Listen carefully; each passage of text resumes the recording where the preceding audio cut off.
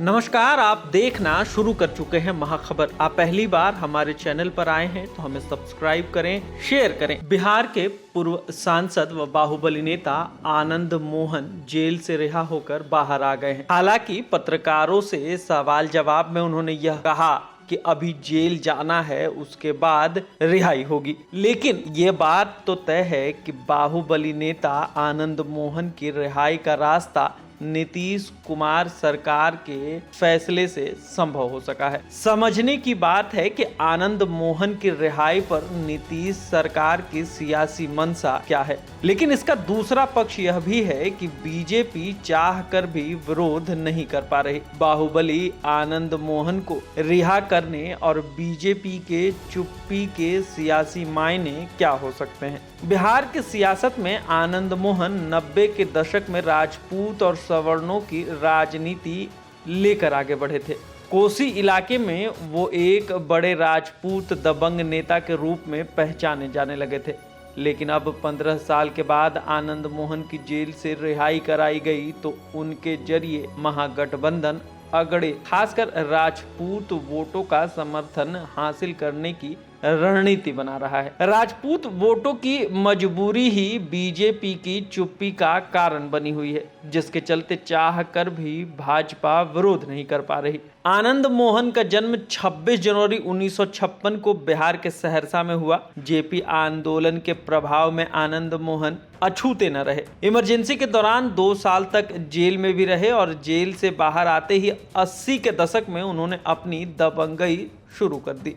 कोसी इलाके में उनकी सियासी तूती बोलने लगी और मारपीट हो या हत्या हो, हर तरफ आनंद मोहन की दबंगई की कहानी बढ़ चढ़कर बोली और गाई जाने लगी। साथ ही बिहार में पिछड़ी जातियों की बढ़ती ताकत के खिलाफ अगड़ी जाति के प्रतिरोध में सबसे आगे थे आनंद मोहन। हालांकि उन्होंने अपना सियासी सफर जेपी आंदोलन से शुरू किया था। 1990 में पहली बार जनता दल के टिकट पर महिषी सीट से विधायक बने। उसी साल पप्पू यादव ने लालू प्रसाद यादव के प्रति निष्ठा की शपथ लेते हुए सिंहेश्वर विधानसभा सीट से निर्दलीय जीतकर विधानसभा पहुंचे।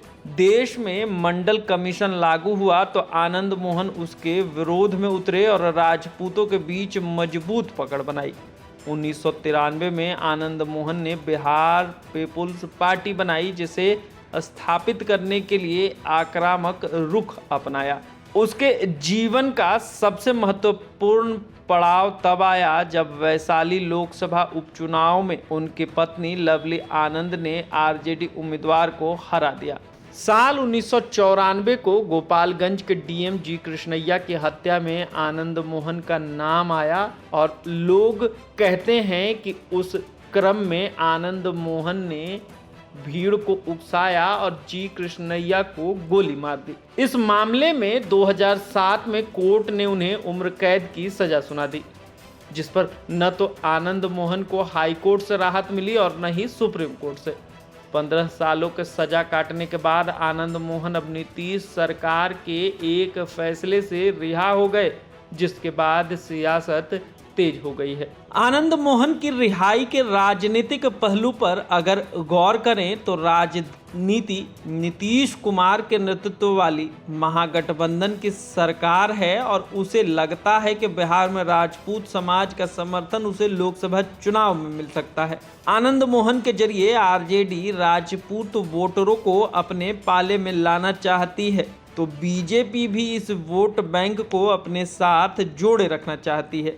बिहार में राजद के साथ पहले से कई राजपूत हैं और आनंद मोहन के आने से बिहार में राजद और मजबूत होगी। राजद में पहले से जगदानंद सिंह प्रदेश अध्यक्ष हैं, उनके पुत्र सुधाकर सिंह विधायक हैं, सुनील सिंह एमएलसी हैं और ऐसे तमाम कई बड़े राजपूत नेता राजद के साथ जुड़े हुए हैं। अब इसी में बिहार में राजपूत वोटों के समीकरण को देखते हुए आनंद मोहन की रिहाई पर राजद और जदयू तो खुश है, लेकिन बीजेपी खामोशी अख्तियार की हुई है, या फिर ये समझे कि आनंद मोहन के पक्ष में खड़ी है। केंद्रीय मंत्री गिरिराज सिंह ने आनंद मोहन बेचारा बताते हुए कहा कि आनंद मोहन बलि के बकरे बनाए गए थे। उनकी रिहाई हुई है तो कई बड़ी बात नहीं है, लेकिन आनंद मोहन की आड़ में जिन्हें सरकार ने छोड़ा है वो सही नहीं है। गिरिराज के बयान से साफ जाहिर होता है कि बीजेपी काफी एहतियात बरत रही है। कहीं ऐसा न हो जाए कि राजपूत समाज ये मान ले कि बीजेपी इसी समाज के खिलाफ है, इसलिए बच के ही बीजेपी कदम उठा रही है। बिहार में राजपूत एक प्रभावशाली जाति है, जिसके चलते सभी राजनीतिक दल इस समुदाय पर अपनी पकड़ मजबूत बनाए रखने की कवायद में लगे रहते हैं। राजपूतों की आबादी बिहार में करीब 6 से 8% है। राज्य में करीब 30 से 35 विधानसभा सीटें और 7 लोकसभा सीटों पर राजपूत जाति जीत या हार का निर्णायक भूमिका निभाती है। यही वजह है कि सत्ता पक्ष हो या विपक्ष, दोनों इस जाति को समय समय पर अपने फैसलों के जरिए अपने साथ लाने की कोशिश करते रहते हैं। 2019 के लोकसभा चुनाव में बीजेपी ने 5 राजपूतों को टिकट दिया था और सभी जीतकर संसद पहुंचे थे। पूर्व चंपारण से राधा मोहन सिंह, आरा से आर.के. सिंह, छपरा से राजीव प्रताप रूढ़ी, औरंगाबाद से सुशील सिंह, महाराजगंज से जनार्दन सिग्रीवाल सांसद हैं। वहीं 2020 के विधानसभा चुनाव में कुल 28 राजपूत विधायक जीते, जिनमें बीजेपी से 15, जेडीयू से 2 और आरजेडी से 7, कांग्रेस से 1 और वीआईपी से 2 और 1 निर्दलीय है। बिहार में 2 प्रमुख सवर्ण जातियां हैं, जिसमें भूमिहार और राजपूत हैं।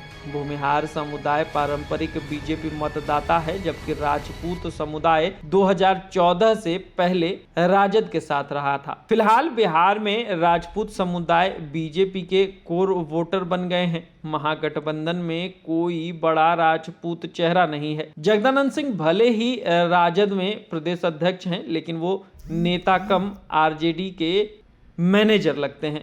सुधाकर सिंह का प्रभाव माने तो पूरे बिहार में नहीं है, कुछ सीटों को छोड़ दें तो ऐसा ही प्रतीत होता है। साथ ही नीतीश कुमार पर हमलावर रहने की वजह से आरजेडी उनसे लगातार असहज महसूस करते रहती है। आनंद मोहन सिंह सवर्ण नेता हैं, खासकर राजपूत जाति से आते हैं। यही वजह है कि नीतीश सरकार आनंद मोहन की रिहाई पर चुनाव से पहले अपने तर्कश में आनंद मोहन नाम की तीर शामिल करना चाह रही है, ताकि राजपूत वोटों को साधा जा सके। हालांकि आरजेडी रामा सिंह जैसे नेता को पहले ही पार्टी में ले चुकी है और आनंद मोहन के बेटे आरजेडी से विधायक हैं। वहीं अब आरजेडी आनंद मोहन की लोकसभा चुनाव से पहले रिहाई पर बड़ा ब्रह्मास्त्र चला रहा है। राजपूत समुदाय और उसके समर्थक एक समय में आनंद मोहन को रॉबिन हुड कहा करते थे। महागठबंधन अब आनंद मोहन के राजपूत नेता की छवि का पूरा फायदा उठाने की कवायद शुरू कर चुका है। देखना है कि नीतीश का यह दाव सफल होता है